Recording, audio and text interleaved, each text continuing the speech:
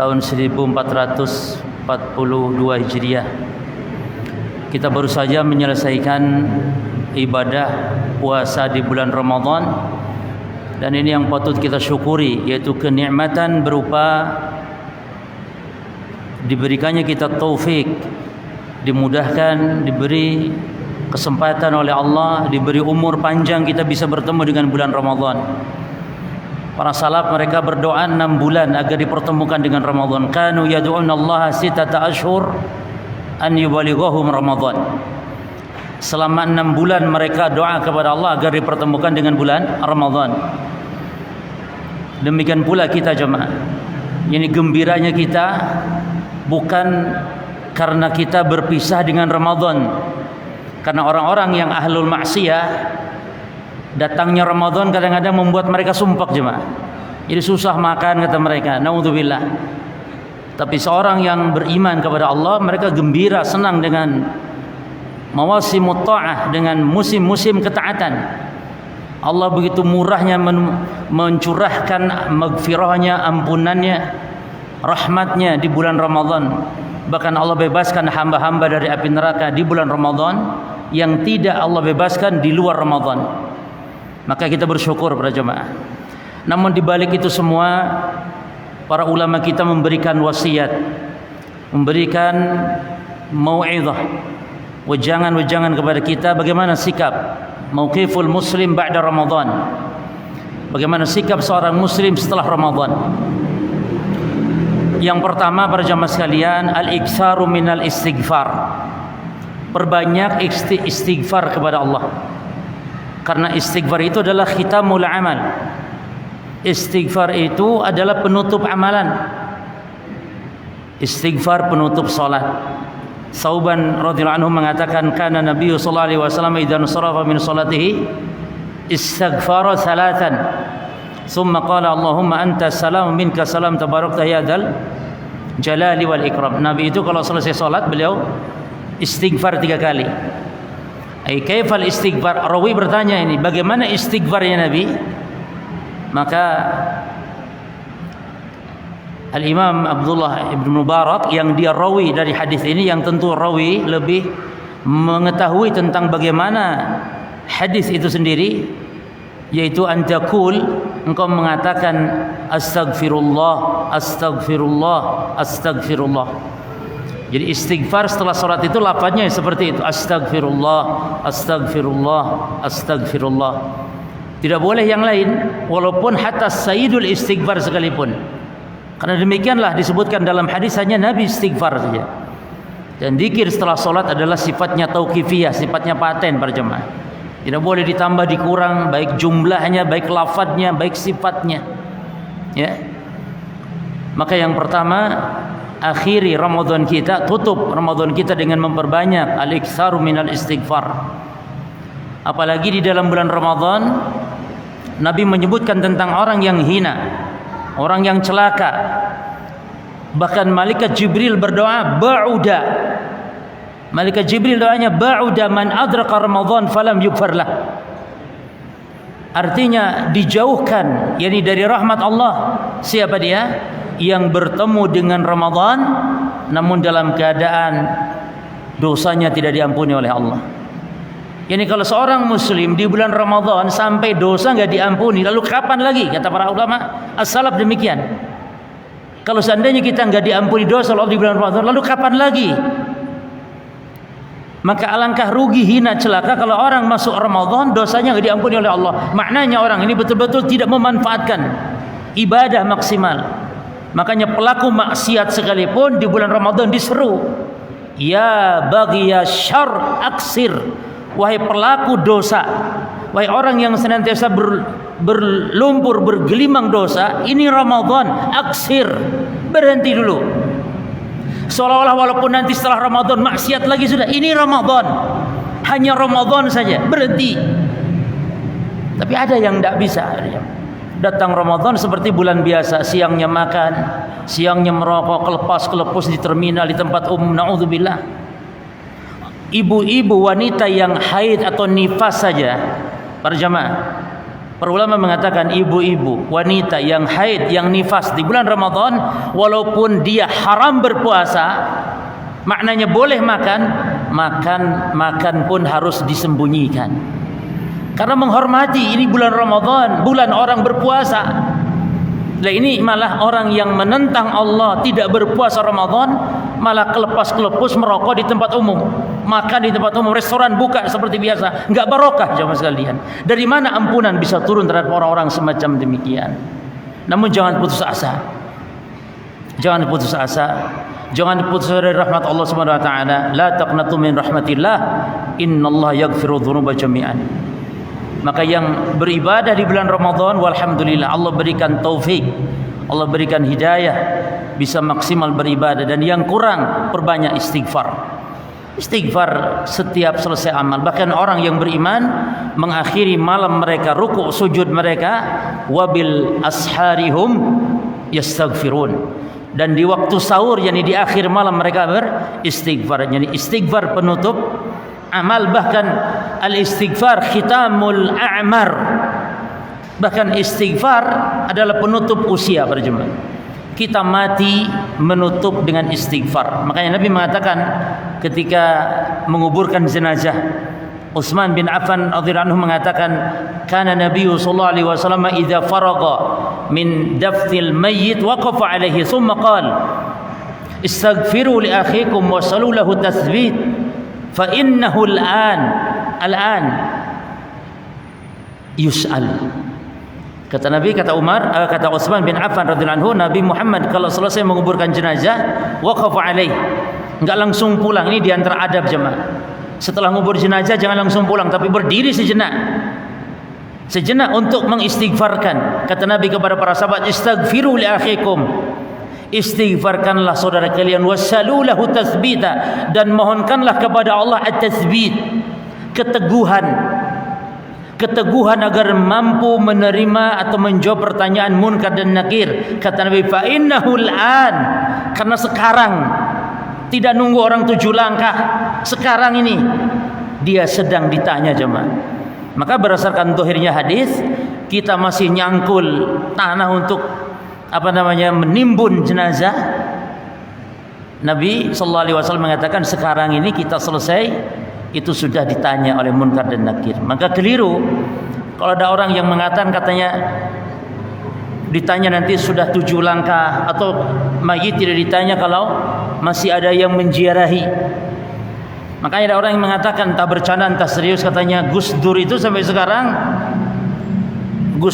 sampai sekarang belum ditanya oleh munkar nakir. Kenapa? Karena penziarahnya terus enggak putus. Lo emang malaikat munkar nakir takut sama penziarah Gus Dur? Nabi Muhammad ada di atas kubur seorang sahabat. Kata Nabi, sekarang dia sedang ditanya oleh munkar nakir. Nabi Muhammad itu. Oleh karena itu para jemaah sekalian, istighfar khitamul a'mal wal istighfar khitamul a'mal. Istighfar penutup amal dan istighfar penutup usia kita. Yang kedua jemaah sekalian, banyak-banyak doa ba'da Ramadan ini agar amalan kita ini khususnya selama Ramadan diterima oleh Allah Subhanahu wa taala. Jangan kita merasa pede, kita memastikan amal kita diterima oleh Allah Subhanahu wa taala. Karena surah Al-Imran, surah Al-Imran ayat yang ke-27, itulah yang membuat para salaf mereka takut khawatir pada jemaah. Yaitu firman Allah Subhanahu wa taala, innama yataqabbalallahu minal muttaqin. Innama adatul hasr di sini, yakni kalimat atau kata yang berfungsi membatasi. Ini sesungguhnya Allah hanya, harus pakai kata-kata hanya terjemahannya, karena innama membatasi. Sesungguhnya Allah hanya menerima ibadah, menerima amalan dari orang yang bertakwa saja. Maknanya berarti orang yang tidak bertakwa, jemaah, orang yang tidak bertakwa tidak diterima amalnya oleh Allah Subhanahu wa taala. Oleh karena itu di antara seorang ulama tabi'in, Fudalah bin Ubaid rahimahullahu taala, beliau mengatakan, la in akuna a'lam anna Allah taqabbala minni misqala habatin min khardal ahabbu ilayya minad dunya wa ma fiha. Sungguh kata beliau, seandainya aku tahu amalanku walaupun amalan seberat biji sawi, amalan seberat atom saja, amalan walaupun seberat jarrah, namun aku tahu kalau Allah terima amalanku itu lebih aku sukai daripada dunia dan seluruh isinya. Kenapa? Dia mengatakan li annallaha ta'ala yaqul, karena Allah Ta'ala berfirman, innama yataqabbalullahu minal muttaqin, sungguhnya Allah hanya menerima amal ibadah dari orang-orang yang bertakwa. Oleh karena itu para jemaah sekalian, ketika khutbah Idul Fitri, Khalifah Umar bin Abdul Aziz rahimahullahu ta'ala beliau mengatakan, ayyuhan nas, perhatikan, ini dalam khutbah Idul Fitri beliau sampaikan, ayyuhan nas innakum sumtum lillahi 30 yauman, wahai manusia, kalian telah berpuasa selama 30 hari di bulan Ramadan. Wa qumtum lillahi ta'ala 30 lailah, dan kalian telah tarawih selama 30 malam kepada Allah di bulan Ramadan. Wa kharajtumul yaum, dan sekarang kalian menuju ke lapangan untuk salat Idul Fitri. Apa tujuan kalian? Kata Umar bin Abdul Aziz, tatlubuna minallah an yataqabbala minkum, yakni kalian harus memohon kepada Allah agar amal-amal kalian itu diterima oleh Allah Subhanahu wa taala. Kenapa? Karena Nabi juga mengatakan rubba shaim wa laysa min siyamihi ila al-ju' wal 'atash. Berapa banyak orang yang berpuasa kata Nabi, namun tidak mendapatkan dari puasanya kecuali hanya lapar dan dahaga. Wa rubba qa'ib, dan berapa banyak orang yang tarawih, yang qiyamul Ramadan, namun walaysa min qiyamihi ila ta'ab was-sahar, namun tidak mendapatkan apa-apa dari tarawihnya kecuali capek para jemaah, kecuali hanya begadang saja, tidak tidur saja, melek saja betul, tapi tidak mendapatkan pahala. Kenapa? Tidak sempurna ibadahnya. Maka kita takut amal kita tidak diterima, namun jangan takut yang menyebabkan kita putus asa dari rahmat Allah, tidak. Tapi tanamkan harapan kita agar Allah menerima amal. Maka banyak-banyak doa agar amal kita diterima. Para nabi, para rasul, doa mereka apa? Allahumma taqabbal minna innaka antas samiul alim wa tub alaina innaka anta at-tawwabur rahim. Ya Allah, ampuni, berilah pemaafan, karena Engkau Maha memaafkan, Engkau Maha kasih sayang. Oleh karena itu para jemaah, mohon agar amal diterima oleh kepada Allah, dan juga khususnya lebih-lebih kita di setelah bulan Ramadan ini. Kemudian yang ketiga, ini yang poin penting para jemaah, yaitu al-mudawamah ala al-amal ba'da Ramadan. Yani senantiasa kita dawam, yani jangan putus beramal setelah Ramadan. Dan ingat maksudnya ya, bukan berarti kita harus beramal seperti Ramadan, tidak. Namun kita tetap beramal, kita tetap istiqomah walaupun nanti porsinya kita kurangi. Yani di bulan Ramadan syaitan dibelenggu jemaah, yani gangguan-gangguan di bulan Ramadan meringan.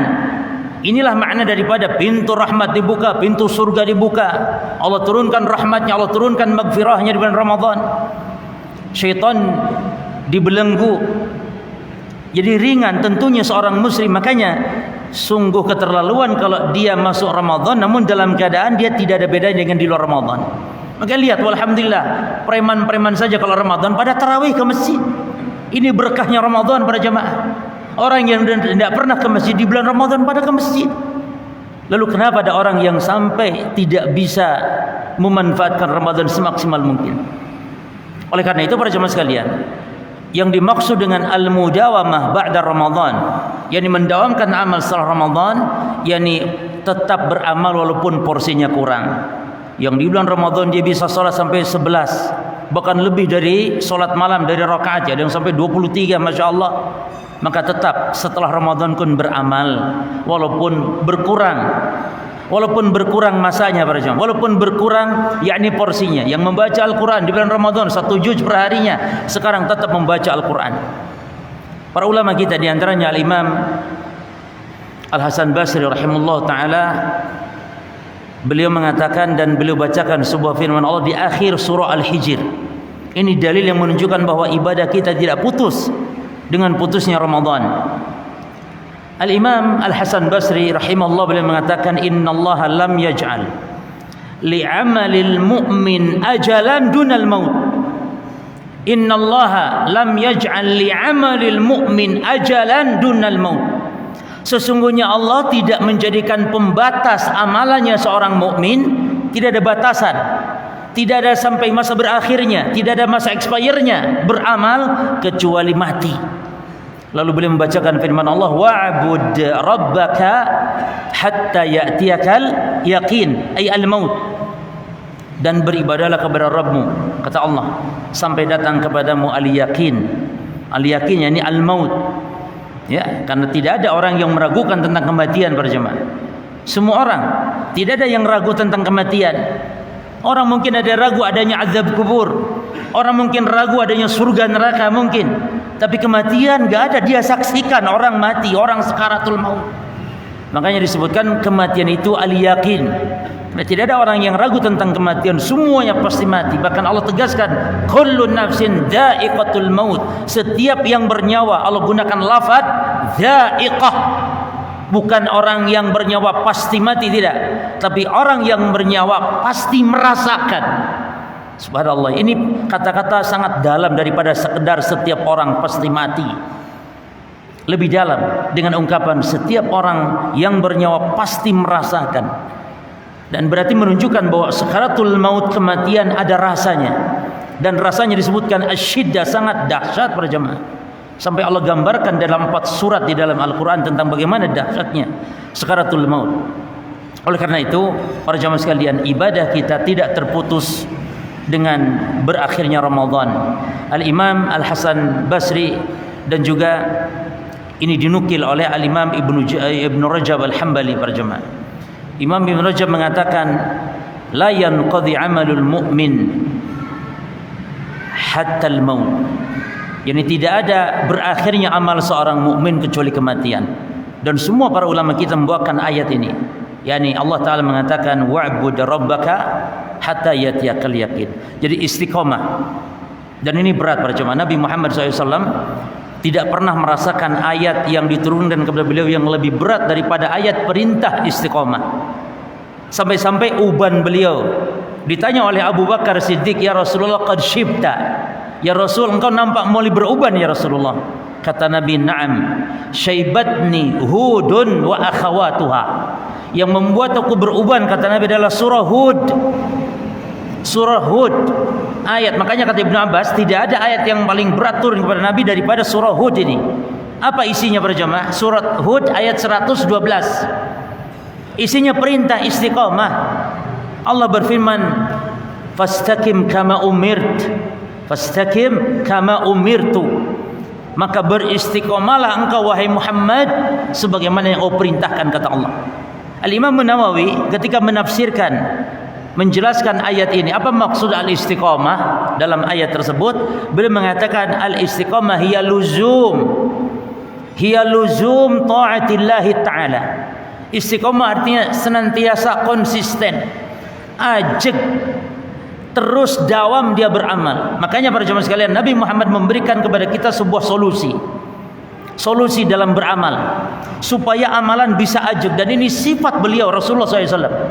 Kata Aisyah radhiyallahu anha, kana Nabi sallallahu alaihi wasallam idza amila amalan asbatahu.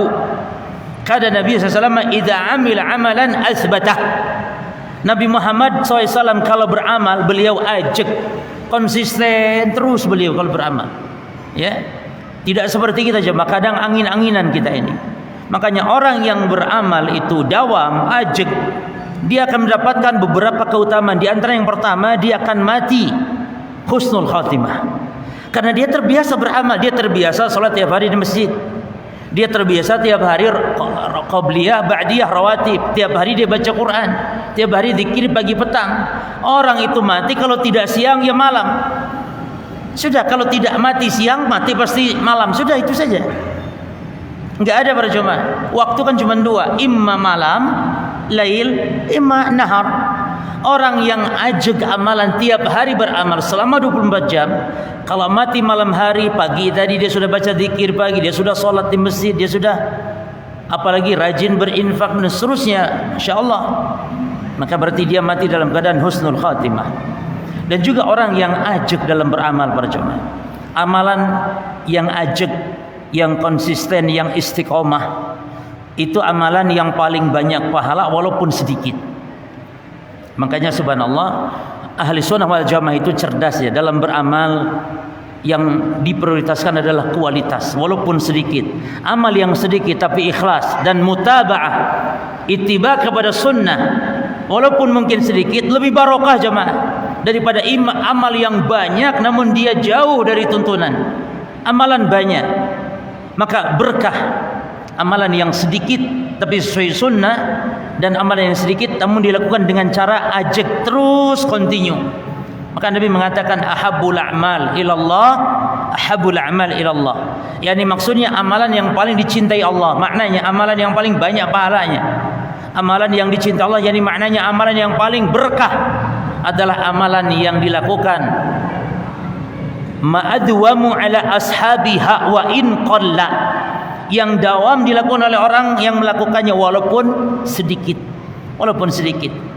Maka para jemaah sekalian, amal yang dawam kalau dilakukan terus dia walaupun sedikit, dia akan berfaedah ketika ada uzur, entah itu safar, entah dia sakit dan semisalnya, maka tetap Allah mencatat pahala itu sempurna.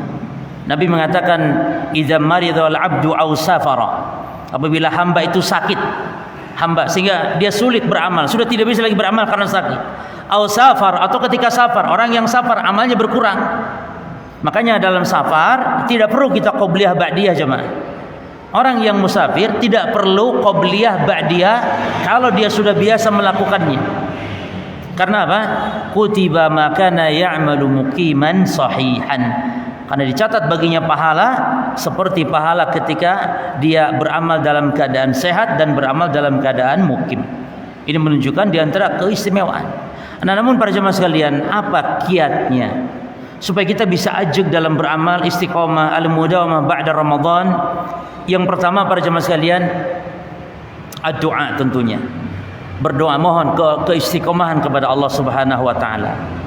Masa Nabi Muhammad saja orang yang dijamin amalnya oleh Allah, doanya banyak beliau membaca Allahumma ya muqallibal qulub tsabbit qalbi ala dinik.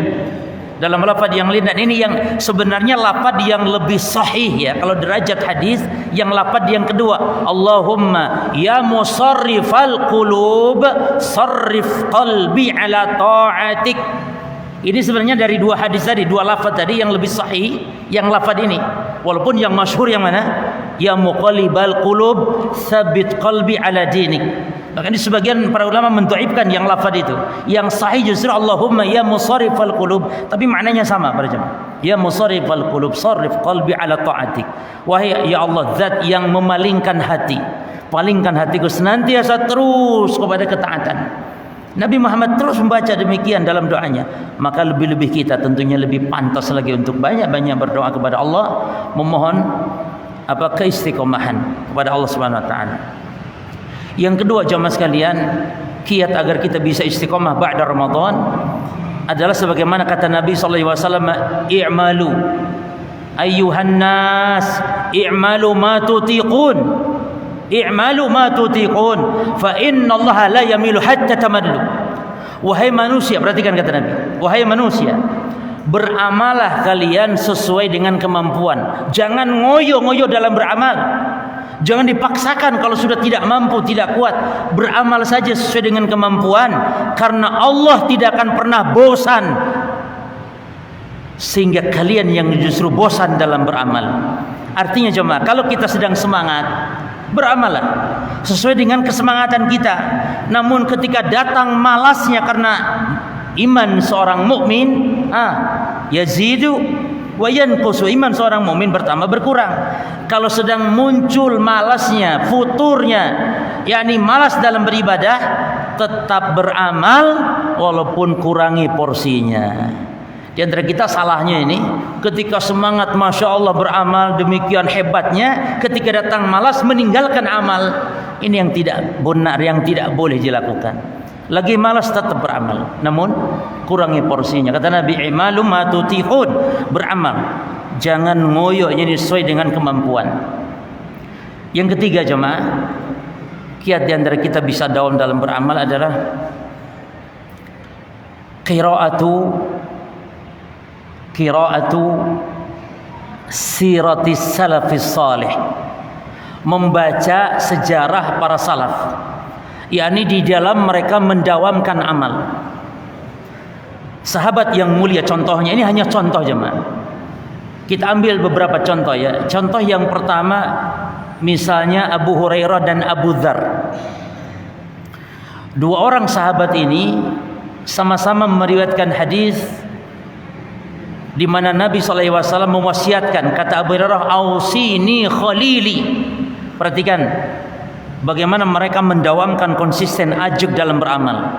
Kata Abu Hurairah dan juga Abu Dzar, "Kekasihku yaitu Rasulullah, ausini mewasiatkan kepadaku." Wasiat ini perkaranya penting, dan ini bukan wasiat untuk mereka saja, untuk kita termasuk umatnya. Mewasiatkan kepadaku 3 hal. Yang pertama, an utir qabla an anam. An utira qabla an anam, yaitu Nabi perintahkan aku, mewasiatkan aku agar aku witir sebelum tidur. Witir sebelum tidur para jemaah hukumnya boleh, namun kurang afdal. Tapi bagi orang yang tidak sanggup atau dipastikan sulit bangun malam, witir sebelum tidur ini afdal. Tapi yang bagus witir itu diakhirkan sebagai penutup salat malam kita. Makanya Nabi mengatakan, ij'alu fi akhir salatikumul witra. Jadikan akhir salat malammu witir. Jadi witir yang afdal kapan? Diakhirkan. Namun Nabi wasiatkan Abu Hurairah witir sebelum tidur para jemaah. Yang kedua, an asum 3 ayyam min kulli syahr. Agar aku puasa, perhatikan jemaah ya, setiap bulannya 3 hari. Boleh Ayyamul Bid tanggal 13, 14, 15, boleh niatkan kapanpun puasa, yang penting 3 hari setiap bulan Hijriah. Dan an usalli rakaatid duha. Yang ketiga wasiat Rasul 2 rakaat jemaah salat duha. Yani minimal 2 rakaat salat duha. 3 hal ini. Apa kata Abu Hurairah dan apa kata Abu Dzar? Kalau kata Abu Hurairah, ma taraktuhu mundu sami'tuhu min Rasulillah sallallahu alaihi wasallam. Aku tidak pernah tinggalkan 3 perkara ini sejak aku dengar dari Rasulullah sallallahu alaihi wasallam. Adapun Abu Dzar mengatakan, ma taraktu mundu ishtu. Aku tidak pernah meninggalkan selama aku hidup di muka bumi. 3 amalan ini tidak pernah aku tinggalkan selama aku hidup di muka bumi. Demikian para salaf, para jemaah. Kalau beramal sesuai dengan petunjuk Nabi mereka Muhammad SAW, idza amila amalan asbatahu. Coba kita belajar jemaah. Ini sekarang praktekkan ba'da Ramadan. Tetap bangun salat malam walaupun 3 rakaat jemaah. 2 rakaat salat lail, 1 rakaat witir. Kalau kita berat terus tiap malam berjemaah. Dan orang yang bangun malam seperti itu tanda kemuliaan. Syaraful mu'min fi salatil lail. Kemuliaan mukmin ada pada salat malamnya. Demikian pula puasa sunnah. Biasakan demikian pula salat ibadah-ibadah yang lainnya para jemaah. Yang kedua contohnya adalah Bilal bin Rabah. Ketika Nabi katakan, ya Bilal, hadisni bi arja amalin amaltahu fil Islam. Wahai Bilal, beritahu aku, kata Nabi, amalan yang kau paling harapkan dalam Islam masuk surga, amalan apa? Fa inni sami'tu difana 'alaik fil jannah. Karena aku mendengar bunyi apa jemaah? Bunyi terompahmu di surga. Yani maksudnya bukan terompah Bilal saja yang masuk surga. Bilalnya entah kemana, tidak. Maksudnya Bilal masuk surga, namun itu kinayah. Karena ciri khas Bilal terompahnya itu jemaah. Bukan berarti Bilalnya entah kemana, Bilalnya di surga. Lalu dalam lafaz yang lain kata Nabi, bima sabaqtani ya Bilal. Bilal, dengan apa, dengan amalan apa engkau mendahuliku masuk surga? Ini bukan berarti Bilal duluan, Nabi belakang, tidak. Nabi Muhammad manusia yang paling pertama masuk surga. Namun maksudnya ini hiburan Nabi kepada Bilal, penghormatan Nabi kepada Bilal. Karena kata para ulama, di dunia Bilal itu kalau jalan di hadapan Nabi terus. Nabi kalau jalan di belakang Bilal di depan. Ya, tanpa disuruh, tapi Bilal ingin menjaga Nabi SAW. Bilal ingin, yakni kalau ada bahaya biar dia yang kena duluan, baik daripada nabinya, daripada kekasihnya sallallahu alaihi wasallam. Maka dengan ungkapan itu Nabi mengatakan, bima sabaktani, dengan apa engkau masuk surga mendahuliku wahai Bilal? Apa kata Bilal? Ya Rasul, saya tidak pernah tinggalkan. Jemaah, saya tidak, ada dua riwayat jemaah. Yang pertama, saya tidak pernah tinggalkan, setiap selesai wudu mesti saya sholat setelah wudu. Dalam lafaz yang lain, enggak pernah. Kalau saya setelah azan, saya pasti sholat 2 rakaat. Apa kata Nabi SAW? Fabihima, oh pantas ya, dengan ini kamu masuk surga wahai Bilal, kata Nabi. Maka demikian para jemaah sekalian, Ummu Habibah, istri Nabi SAW, ketika beliau meriwayatkan hadis kepada tabi'in, tabi'in kepada tabi'ut tabi'in, terus sampai kepada ulama yang mencatat hadis tersebut, di mana Ummu Habibah mengatakan, ma taraktuhu mundu sami'tuhu min Nabi sallallahu alaihi wasallam. Kata Ummu Habibah, saya tidak pernah tinggalkan amalan ini sejak saya dengar dari Rasulullah. Lalu yang mendengar hadis dari kalangan tabi'in dari Ummu Habibah, ketika meriwayatkan hadis, dia ngomong apa? Saya tidak pernah tinggalkan amalan ini sejak mendengar dari Ummu Habibah. Terus demikian para jemaah sampai bawah. Apa amalan yang tidak pernah meninggalkan sampai setelah mendengar dari Nabi? Yani sabda Nabi, man shala fi yaum wa laila 12 rakaatan. Siapa yang salat sehari semalam 12 rakaat, banallahu lahu baitan fil jannah. Allah bangunkan baginya rumah di surga atau istana di surga. 12 rakaat siang malam. Ini yang dimaksud salat apa jemaah? Salat rawatib qabliyah ba'diyah, yakni qabla al-fajr 2 rakaat, qabla dhuhur 4 rakaat, ba'da dhuhur 2 rakaat, ba'da al-maghrib 2 rakaat, ba'da al-isya 2 rakaat. Jadi qabliyah dhuhurnya berapa? 4 rakaat jemaah. Ini yang dijamin orang akan dibangunkan istana di surga oleh Allah Subhanahu wa taala. Ummu Habibah istri Nabi. Istri Nabi, istri manusia mulia, aku enggak pernah meninggalkannya sejak mendengar dari Nabi sallallahu alaihi wasallam. Jangan terbalik jemaah. Aku belum pernah melakukan sejak mendengar hadis ini dari ustaz atau dari siapa. Enggak boleh begitu. Minimal jemaah, seumur hidup sekali minimal hadis itu kita amalkan. Minimal. Jangan sampai ada hadis yang belum kita amalkan. Ada enggak jemaah yang belum mengamalkan hadis? Coba nanti praktekkan ya, hadis apa yang antum dengar tapi belum bisa antum amalkan. Yang belum ke Mekah mungkin hadis tentang haji umrah. Baik. Ada loh jemaah yang gratis dan gampang namun berat sekali mengamalkannya. Apa itu?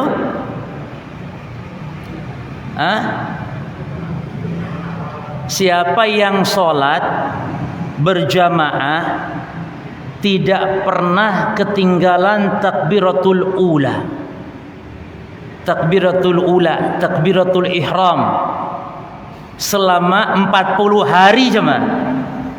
40 hari ya, enggak pernah masbuk. Siapa yang pernah? Itu kutibalahu bari'atan, dicatat baginya 2 pembebasan, bari'atun minan nar wa bari'atun minan nifaq. Dibebaskan dari api neraka dan dibebaskan dari sifat-sifat kemunafikan. 40 hari enggak masbuk, enggak pernah ketinggalan takbiratul ihramnya. Kita kadang-kadang jemaah sehari alhamdulillah, tapi besoknya enggak jamin. Masuk berjamaah imam sudah rakaat, bahkan terkadang sudah hampir salam jemaah ya, di tahiyat akhir kadang-kadang. Nah, coba 40 hari amalkan jemaah. Nah, ini diantara gratis. Demikian, mudah-mudahan apa yang disampaikan ini bermanfaat. Dan satu lagi poin penting para jemaah sekalian, masih di bulan Syawal ini ada amalan spesial yang ditutuplah ibadah puasa kita dengan melakukan amalan ba'diyahnya. Ba'da Ramadan itu puasa 6 hari di bulan Syawal. Kata Nabi sallam, "Man shoma Ramadhana thumma atbahu sittan min Syawal kana kasiyami dahr." Siapa yang ibadah puasa Ramadan lalu dia mengikutinya dengan puasa 6 hari dari bulan Syawal. Ada 2 faedah di sini. Yang pertama, siapa yang puasa Ramadan, maknanya kata sebagian ulama berarti harus sempurna dulu. Harus sempurna dulu ibadah puasanya. Kalau masih punya utang, maknanya belum sempurna. Makanya dengan lafaz siapa yang puasa Ramadan, makanya berarti harus sempurna dulu. Ini harus mengqadha dulu. Lalu pada lafaz yang kedua, min Syawal, maknanya dari bulan Syawal. Artinya berarti 6 hari kapanpun saja dia, tidak harus berturut-turut. Yang penting 6 hari jumlahnya. Mau berselang-seling, mau kapan-kapan, yang penting 6. Ini faedahnya. Cuman pendapat yang kuat para jemaah tentang boleh tidak puasa 6 hari di bulan Syawal namun masih punya utang puasa, maka terlepas pelisiran ulama yang demikian kuat. Pendapat yang rajih para jemaah, ada sebuah kaidah bahwa al-waqtu al-mudayyiq muqaddamun ala waqtil muwassa'. Artinya waktu ibadah yang waktunya sempit itu didahulukan daripada waktu ibadah yang waktunya lapang. Mengqadha puasa waktunya lapang 1 tahun. Buktinya Aisyah mengqadha puasa Ramadan di bulan apa jemaah? Aisyah mengqadha puasa Ramadan kapan? Di bulan Sya'ban. Berarti 1 tahun Aisyah baru bisa mengqadha puasa Ramadan di bulan Sya'ban. Yani Syawal sampai Sya'ban. Di bulan Sya'ban baru beliau mengqadha. Ini waktunya lapang. Adapun puasa 6 hari di bulan Syawal waktunya mudayyak, waktunya sempit. Maka waktu sempit didahulukan, sehingga boleh orang yang berpuasa 6 hari bulan Syawal walaupun belum mengqadha puasa Ramadan. Namun kalau berbicara afdal, mana yang afdal? La syak, tidak ragu lagi yang afdal tentu yang mengqadha dulu. Namun barangkali orang mungkin berat pada jemaah. Karena ada wanita yang punya utang qadha itu 1 bulan full. Bagaimana dia mau berpuasa misalnya 6 hari di bulan Syawal? Maka silahkan dia untuk berpuasa 6 hari di bulan Syawal. Semoga Allah menerima amalan ibadah kita sekalian. Allahumma taqabbal minna innaka anta tawwabur rahim. Ini yang bisa saya sampaikan para jemaah sekalian, tidak berlarut-larut malam. Mudah-mudahan apa yang disampaikan bermanfaat dan kita akhiri. Ada makan-makan jemaah? Ada? Alhamdulillah. Baik, mungkin setelah ini kita makan-makan, namun mohon maaf saya izin tidak bisa menemani karena harus safar langsung keluar kota. Jazakumul khairan. Subhanakallahumma bihamdika asyhadu an la ilaha illa anta astaghfiruka wa atubu ilaik. Assalamualaikum warahmatullahi wabarakatuh.